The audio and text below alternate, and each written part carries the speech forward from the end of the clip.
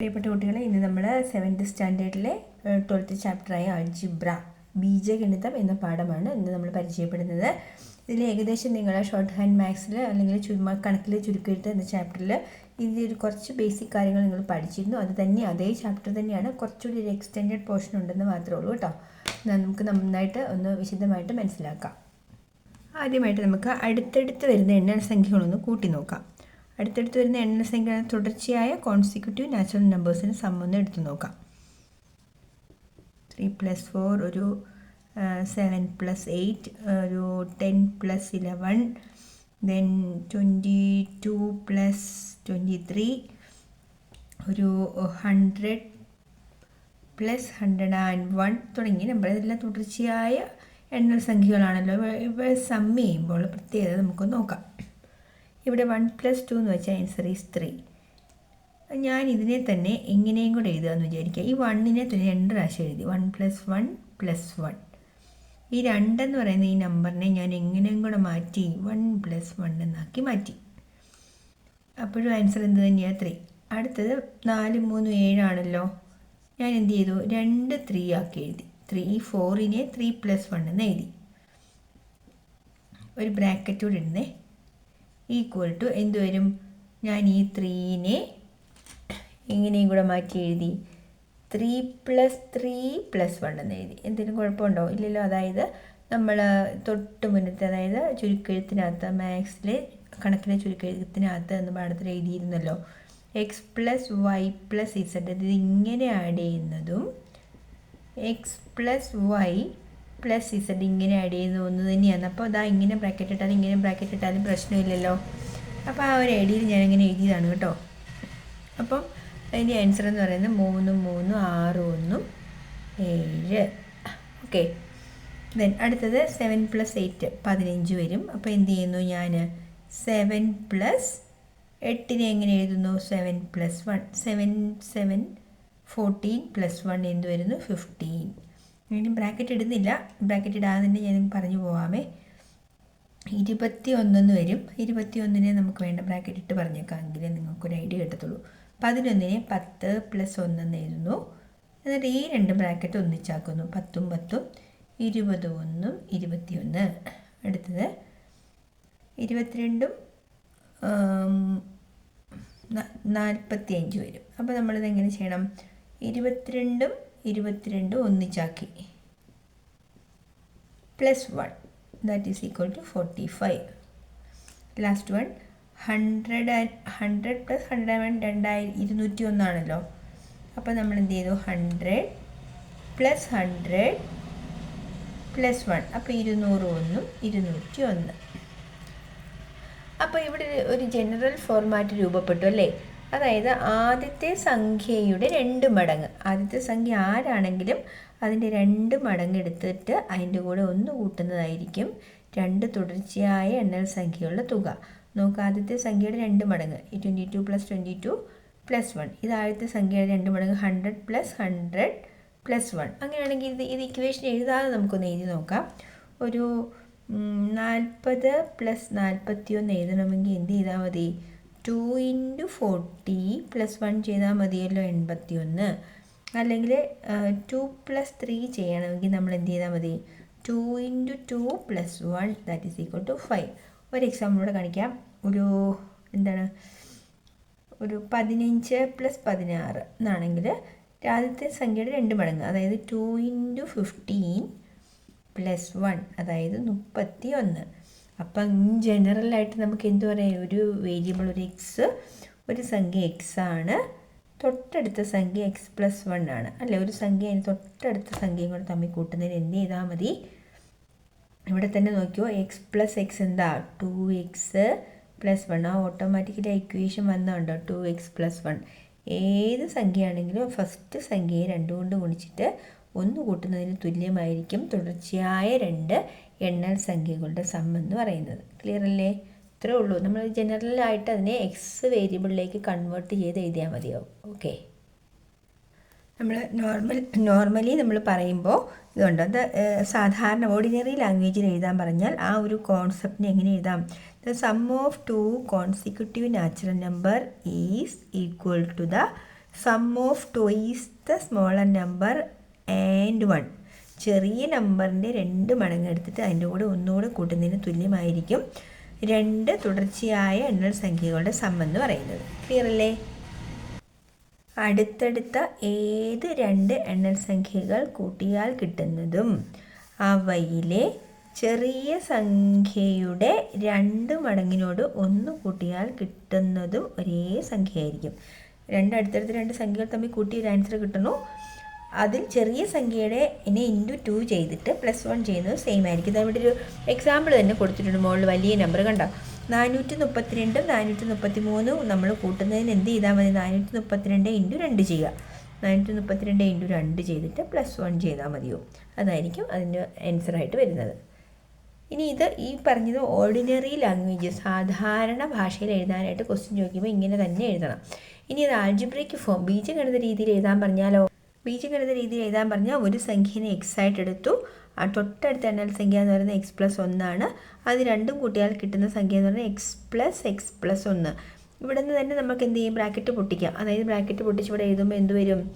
x+x+1, that is x ഉം 2x എന്ന് വരും. ഓക്കെ, 2x+1 ഇത്രേ ഉള്ളൂ. താഴേക്കുള്ളൊന്നും അത് തന്നെയാണ്, ഒന്നുകൂടെ അത് ടീച്ചറും കാണിച്ചെന്ന് മാത്രമേ ഉള്ളൂ കേട്ടോ. പേജ് നമ്പർ 166 1-2 ചോദ്യങ്ങളുണ്ട്, നമുക്ക് അതൊന്ന് ചെയ്യാം. അടുത്തടുത്ത 3 എണ്ണൽ സംഖ്യകൾ പലതെടുത്ത് കൂട്ടി നോക്കുക. ഈ തുകയ്ക്ക് കൂട്ടുന്ന സംഖ്യകളിൽ ഏതെങ്കിലും ഒരു സംഖ്യയുമായി എന്തെങ്കിലും ബന്ധമുണ്ടോ എന്ന് പരിശോധിക്കുക. ഈ ബന്ധം അടുത്തടുത്ത ഏത് 3 എണ്ണൽ സംഖ്യകൾക്കും എന്തുകൊണ്ട് ശരിയാകുന്നു എന്ന് വിശദീകരിക്കുക. ഈ ബന്ധം സാധാരണ ഭാഷയിലും തുടർന്ന് ബീജഗണിത രൂപത്തിലും എഴുതുക. പേജ് നമ്പർ 166 ഫസ്റ്റ് ക്വസ്റ്റ്യനായ take some sets of 3 consecutive natural numbers and add all 3. ഒന്നിലധികം തുടർച്ചയായി വരുന്ന എണ്ണൽ സംഖ്യകൾ എടുത്ത് ആഡ് ചെയ്ത് നോക്കുക. Check if the sum has any relation with any one of the 3 numbers added. നമ്മളെ കൂട്ടാൻ ഉപയോഗിച്ച ഏതെങ്കിലും സംഖ്യയുമായിട്ട് ഈ സമ്മിന് ബന്ധമുണ്ടോ? Explain why this relation hold for any 3 consecutive natural. ഏതൊരു തുടർച്ചയായ 3 സംഖ്യകൾ എടുക്കുമ്പോഴും ഈ റിലേഷൻഷിപ്പ് കറക്റ്റ് ആവാനുള്ള കാരണം എഴുതുക. മൂന്നാമത്തത് write this relation first in ordinary language and then using algebra. ആദ്യം നമ്മളതിനെ ഓർഡിനറി ലാംഗ്വേജിലും പിന്നെ ആൾജിബ്ര ഉപയോഗിച്ച് എഴുതുക. നോക്കാം. ഏതെങ്കിലും തുടർച്ചയായ 3 എണ്ണൽ സംഖ്യകളാണ് കൂട്ടി നോക്കാൻ പറഞ്ഞിരിക്കുന്നത്. 2 + 3 + 4 കൂട്ടി നോക്കാം. 3 × 2 5 × 4 9. അടുത്തത് 3 + 4 + 5, ആൻസർ ഈസ് 12. അടുത്തത് 10 + 11 + 12, ദാറ്റ് ഈസ് 33. അടുത്തത്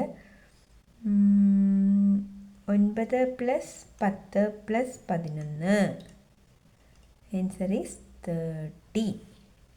അപ്പോൾ ഈ സംഖ്യകൾ നമ്മളെല്ലാം കൂട്ടി വെച്ചു. തുടർച്ചയായ 3 എണ്ണൽ സംഖ്യകളാണ് നമ്മൾ കൂട്ടി വെച്ചിരിക്കുന്നത്. വിവിധങ്ങളായ 3 എണ്ണൽ സംഖ്യകൾ കൂട്ടിയപ്പോൾ കിട്ടിയ ആൻസേഴ്സാണിത്. ഒന്നാമത്തെ ചോദ്യം ഇതായിരുന്നു, എന്താണ്? കൂട്ടാൻ ഉപയോഗിച്ച ഏതെങ്കിലും സംഖ്യയുമായിട്ട് ഈ സമ്മിന് ബന്ധമുണ്ടോ? അതായത് ഗുണിക്കുന്നത് വഴിയോ കൂട്ടുന്നത് വഴിയോ സബ്ട്രാക്ഷൻ നടത്തുന്നത് വഴിയോ അല്ലെങ്കിൽ വേറെ ഏതെങ്കിലും 2 നമ്പേഴ്സ് തമ്മിൽ ഗുണിച്ചിട്ട് ഈ നമ്പറുമായിട്ട് ആഡ് ചെയ്യോ സബ്ട്രാക്ട് ചെയ്യോ എന്തെങ്കിലും ചെയ്യുമ്പോൾ ഈ നമ്പേഴ്സുമായിട്ട് ഇവർക്ക് ബന്ധമുണ്ടോ എന്നാണ് ചോദ്യം. എന്തായാലും നമ്മൾ ടേബിൾ എടുത്ത് നോക്കുമ്പോൾ 2-ൻ്റെയും 4-ൻ്റെ ടേബിളിൽ എന്തായാലും 9 ഇല്ല. 3-യുടെ ടേബിൾ നോക്കാം. 3 × 3 ആണ് 9 വരുന്നുണ്ട്. ദെൻ ഇവിടെ നോക്കാം, 3-യുടെ ടേബിൾ 3 4s വരുന്നുണ്ട്, 4 3s വരുന്നുണ്ട്. ഇവിടെ ഇത് രണ്ടും വരില്ല. ഇത് 11 × 3 നോക്ക്. മിഡിൽ നമ്പർ × 3 ചെയ്താൽ എന്ത് കിട്ടുന്നുണ്ട്? നമുക്ക് ഈ നമ്പർ കിട്ടുന്നുണ്ടല്ലേ. റിലേഷൻ മനസ്സിലാവുന്നുണ്ടോ? മിഡിൽ നമ്പറിൻ്റെ 3 മടങ്ങാണ് എന്ത്?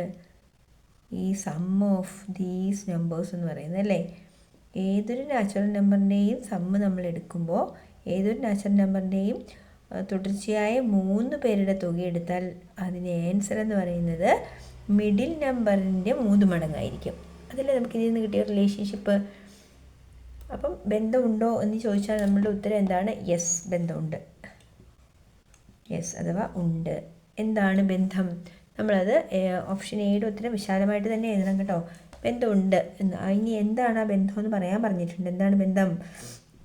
ദ സം ഈസ്, എന്താണ് റിലേഷൻ പറഞ്ഞിരിക്കുന്നത്? Some is 3 times the middle number. തുക മധ്യത്തിലുള്ള സംഖ്യയുടെ 3 മടങ്ങാണ്. ഓപ്ഷൻ ബി, ഏത് സംഖ്യയുടെ കേസിലും ഇത് ശരിയാണോ എന്ന് ചോദിച്ചിട്ടുണ്ട്. അപ്പോൾ നമ്മൾ വെറുതെ ഒരു എക്സാമ്പിളോടെ എഴുതുക. 6, 7, 8. സോ 6 + 7 + 8 നോക്കി.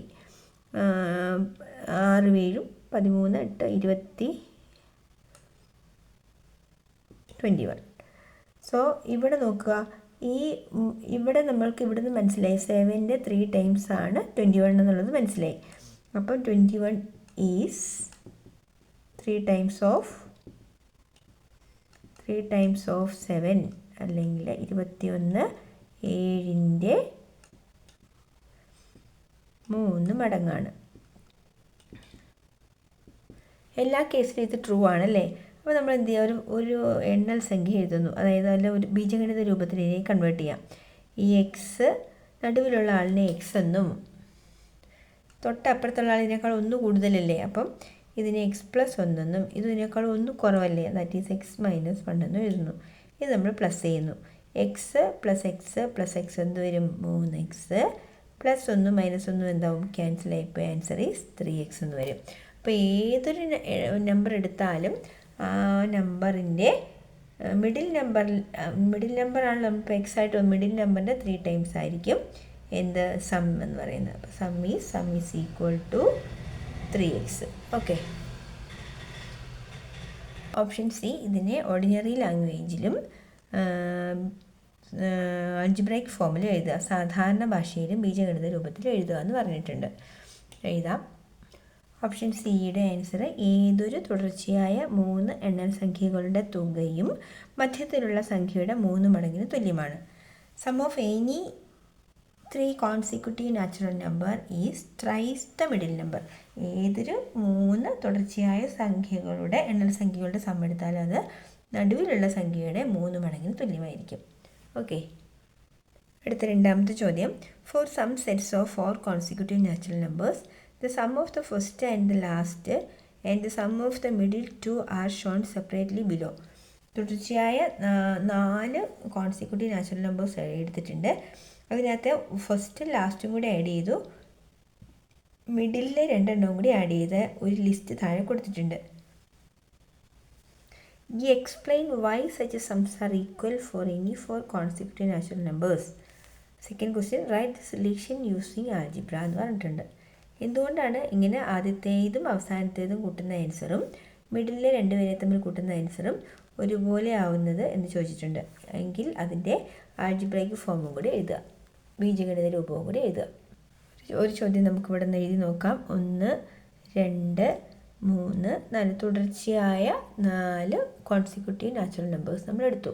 അതിൽ ഫസ്റ്റും ലാസ്റ്റും കൂടി നമ്മൾ ആഡ് ചെയ്തു. ഫസ്റ്റ് പ്ലസ് ഫോർത്ത്, 1ഉം 4 കൂടാതെ 1 + 4 ദാറ്റ് ഈസ് ഈക്വൽ ടു 5. ഇനി second and third, second plus third എന്താണ്? 2 + 3. Answer is 5. വേറൊരു ക്വസ്റ്റ്യനൂടെ നമുക്കൊന്ന് എഴുതാം. ക്വസ്റ്റ്യൻ ഈസ് ഒരു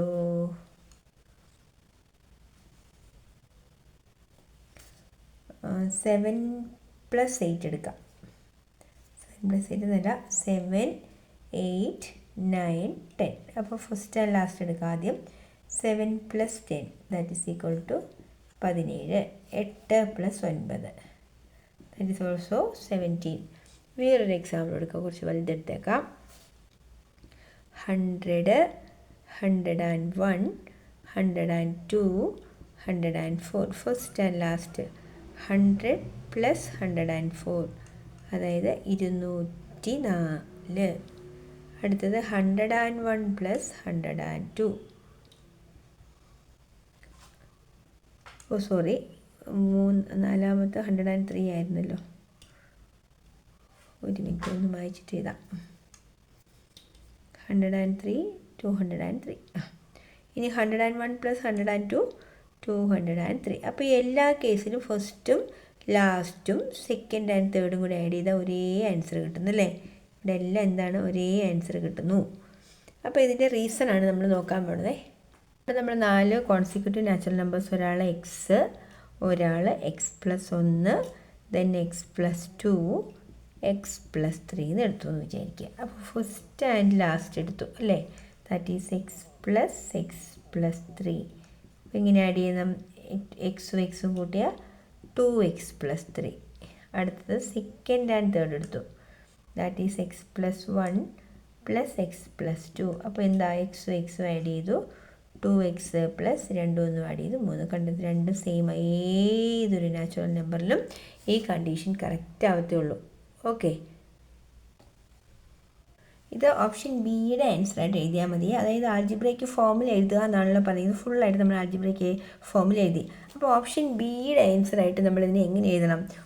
ഓപ്ഷൻ എയുടെ ആൻസറായിട്ട് നമുക്ക് വരേണ്ടത് ഇത് എല്ലാ കേസിലും എന്തുകൊണ്ട് ശരിയാവുന്നു എന്നുള്ളതാണ് നമുക്ക് എക്സ്പ്ലെയിൻ ചെയ്യേണ്ടത്. അപ്പോൾ നമ്മളൊരു എക്സാമ്പിൾ സഹിതം കാണിച്ചാൽ മതിയാവും. അതായത് ഒരു 1, 2, 3, 4 ഉദാഹരണം ഉൾപ്പെടുത്തി നമ്മൾ പറയുക. ഒന്നാമത്തെയും നാലാമത്തെയും സംഖ്യകൾ, അതായത് ഇത് 1 + 4 എന്ന് പറഞ്ഞാൽ ഇതിനേക്കാളും എത്ര കൂടുതലാണിത്? 3 കൂടുതൽ. അപ്പോൾ ഇത് നമുക്ക് എങ്ങനെ എഴുതണം? 1 + 3, ഇതിനേക്കാളും 3 കൂടുതലാണ്. That is equal to answer വരുമ്പോൾ എങ്ങനെ എഴുതണം? 1 + 1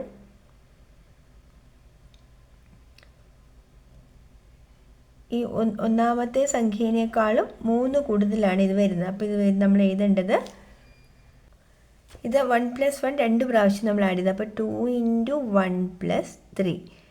അപ്പം 1 2s are 2 + 3 that is equal to 5 എന്ന് വരും.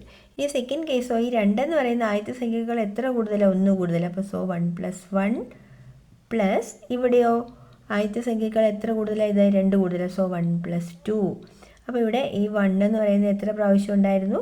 2 പ്രാവശ്യം ഉണ്ടായിരുന്നു. 2 × 1 + 2 1 3. അപ്പോഴിവിടെ എന്ത്? 1 2s are 2 + 3 that is equal to 5.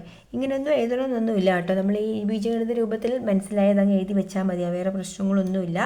നമ്മൾ എന്ത് ചെയ്താൽ മതി? ഫസ്റ്റ് നമ്പറിനെ x എന്നും രണ്ടാമത്തെ നമ്പറിനെ x+1, മൂന്നാമത്തെ 2 x+2, x+3 ആണെങ്കിൽ ഫസ്റ്റ് 1 + ലാസ്റ്റ് 1 എന്ന് പറയുമ്പോൾ x + x+3 that is equal to 2x + 3. അടുത്ത സം ഓഫ് സെക്കൻഡ് 2 ടേംസ് എന്ന് പറയുമ്പോൾ x+1 + x+2 that is also 2x + 3. അപ്പോൾ ഇങ്ങനെ എഴുതി വെച്ചാലും മതിയാവും കേട്ടോ. നിങ്ങൾക്ക് ഇതിനകത്ത് സംഖ്യയായിട്ട് പറയുമ്പോൾ ചിലപ്പോൾ ഒരു കൺഫ്യൂഷൻ വന്നോ എന്ന് എനിക്കൊരു ഡൗട്ടുണ്ട്. അപ്പോൾ നമ്മൾ എന്ത് ചെയ്താൽ മതി? ഇങ്ങനെ തന്നെ നമ്മൾ എക്സ്പ്ലെയിൻ ചെയ്ത് എഴുതിയാൽ മതിയാവും കേട്ടോ. ഇതിനകത്ത് നിങ്ങൾ നോർമലി ഇത് സാധാരണ ഭാഷയിൽ എഴുതാൻ പറയുമ്പോൾ അവിടെ നിങ്ങളൊരു എക്സാമ്പിൾ ഉപയോഗിച്ച് എഴുതി കാണിച്ചാൽ മതിയാവും. ഓക്കെ, അടുത്തത് മൂന്നാമത്തെ ക്വസ്റ്റ്യൻ. അടുത്തടുത്തുള്ള 4 എണ്ണ സംഖ്യകളിൽ ഒന്നാമത്തെയും രണ്ടാമത്തെയും സംഖ്യകളുടെ തുകയും മൂന്നാമത്തെയും നാലാമത്തെയും സംഖ്യകളുടെ തുകയും തമ്മിൽ എന്തെങ്കിലും ബന്ധമുണ്ടോ? ഈ ബന്ധത്തിൻ്റെ കാരണം വിശദീകരിക്കുക. ബന്ധം ബീജഗണിത രീതിയിൽ എഴുതുക. അടുത്തടുത്തുള്ള 4 എണ്ണ സംഖ്യകളിൽ ഒന്നാമത്തെയും മൂന്നാമത്തെയും സംഖ്യകളുടെ തുകയും രണ്ടാമത്തെയും നാലാമത്തെയും സംഖ്യകളുടെ തുകയും തമ്മിലോ എന്ന് ചോദിച്ചിട്ടുണ്ട്. For 4 consecutive natural numbers, is there any relation between the sum of first 2 numbers and the last 2 numbers? Explain the reason for this relation and write the relation using algebra. What about the sum of the first and the third number and the sum of the second and the fourth? അടുത്തത് ഒരു വേറൊരെണ്ണം കൂടെ extra ക്വസ്റ്റ്യനോട് ചോദിച്ചിട്ടുണ്ട്. ഫസ്റ്റും തേർഡും തമ്മിലുള്ള ബന്ധവും സെക്കൻഡും ഫോർത്തും തമ്മിലുള്ള ബന്ധവും ചോദിച്ചിട്ടുണ്ട്. ചെയ്ത് നോക്കാം അല്ലേ. ഞാനൊരു 4 കോൺസിക്യൂട്ടീവ് നാച്ചുറൽ നമ്പേഴ്സ് എഴുതി. 1 2 3 4. അവർ ചോദിച്ചിരിക്കുന്ന ആദ്യത്തെ 2 എണ്ണം തമ്മിലുള്ള സം നോക്കി. 1 + 2 എത്രയാണ്? അതുപോലെ 3 + 4 എത്രയാണ്? 2 1 3 4 3 7. അതവിടെ നിൽക്കട്ടെ. നമുക്ക് 2 3 തന്നെ എഴുതിയാലേ നമുക്ക് ആ റിലേഷൻ മനസ്സിലാവുള്ളേ. വേറൊരെണ്ണം എഴുതാം. 2, 3, 4, 5. ഫസ്റ്റ് 2 എണ്ണം നമ്മൾ ആഡ് ചെയ്തു. 2 + 3 that is equal to 5. 4 + 5 that is equal to 9. അപ്പോൾ തന്നെ നിങ്ങൾക്ക് എന്തെങ്കിലും റിലേഷൻ കിട്ടുന്നുണ്ടോ എന്ന് നോക്കിക്കോണം. അടുത്തത് 10, 11, 12, 13. ഫസ്റ്റ് 2 നമ്പേഴ്സിൻ്റെ സം എടുത്തു. 10 + 11. എക്സാം എഴുതുമ്പോഴും നിങ്ങൾ 2-3 എക്സാമ്പിൾസ് എടുത്ത് എഴുതി നോക്കണം കേട്ടോ. അപ്പോഴേ നിങ്ങൾക്ക് ആ റിലേഷനിലേക്ക് എത്താൻ പറ്റുള്ളൂ. അടുത്തത് 12 + 13 25. അപ്പോൾ ഇവിടെ റിലേഷൻ എന്ത് വന്നു എന്ന് നോക്കാം. എനിക്ക് നോക്കിയിട്ട് മനസ്സിലായത് എന്താണെന്നറിയോ, ഈ 5നേക്കാൾ 4 കൂടുതലാണ് ഇവിടെ. ഇവിടെയോ 3നേക്കാൾ 4 കൂടുതലാണ് 7. 21നേക്കാളും 4 കൂടുതലാണ് 25. ശരിയല്ലേ? എല്ലായിടത്തും 4 മോറാണ് അല്ലേ, 4 കൂടുതലാണ്. അതാണ് പെട്ടെന്ന് ഒറ്റ നോട്ടത്തിൽ നമുക്ക് മനസ്സിലായ ഒരു കാര്യം. നമുക്ക് ഓപ്ഷൻ എയുടെ ആൻസറായിട്ട് എന്ത് എഴുതാം? Sum of the difference between എന്ത് എഴുതാം? Difference between sum of these numbers. Sum of these numbers is 4. ശരിയല്ലേ? തുടർച്ചയായ 4 എണ്ണൽ സംഖ്യകളിൽ ആദ്യത്തെ 2 സംഖ്യകളുടെ തുകയും രണ്ടാമത്തെ 2 സംഖ്യകളുടെ തുകയും തമ്മിലുള്ള വ്യത്യാസം 4 ആണ്. ഇനി ഓപ്ഷൻ ബി പറഞ്ഞിരിക്കുന്നത് ഇതിനെ ബീജഗണിത രൂപത്തിൽ എഴുതുക എന്നാണ്. ബീജഗണിത രൂപത്തിൽ എഴുതാവേ. തുടർച്ചയായി വരുന്ന എണ്ണൽ സംഖ്യയുടെ നമ്മൾ x, x plus 1, x plus 2, x plus 3 എന്ന് എഴുതി. ഇനി എന്താ വേണ്ടത്? ഫസ്റ്റ് 2 നമ്പേഴ്സിൻ്റെ സം എടുത്തു. That is x plus 1 that is equal to 2x + 1. അടുത്ത 2 സംഖ്യകളുടെ തുക എടുത്തു. എത്രയാണ്? X plus 2 + x plus 3. അത് കൂട്ടുമ്പോൾ എന്ത് വരും? എക്സും എക്സും കൂട്ടുമ്പോൾ 2x, 3 2 5. ഇവയുടെ ഡിഫറൻസ്, ഇവ തമ്മിലുള്ള വ്യത്യാസം 4 എന്നാണ്. നോക്കാം, നമ്മൾ മൈനസ് ചെയ്തു. മൈനസ് ചെയ്യുന്നത് എങ്ങനെയാണ്? 5ൽ നിന്ന് 1 കുറച്ചപ്പോൾ 4 കിട്ടി. ഒരേ സംഖ്യ മൈനസ് ചെയ്യുമ്പോൾ 0 ആവില്ല. 2x - 2x എത്രയാണ്? 0. So our difference is 4. Clear അല്ലേ? ഇത്രേ ഉള്ളൂ ബീജഗണിത രൂപത്തിൽ എഴുതാൻ പറഞ്ഞാൽ ചെയ്യേണ്ട കാര്യം.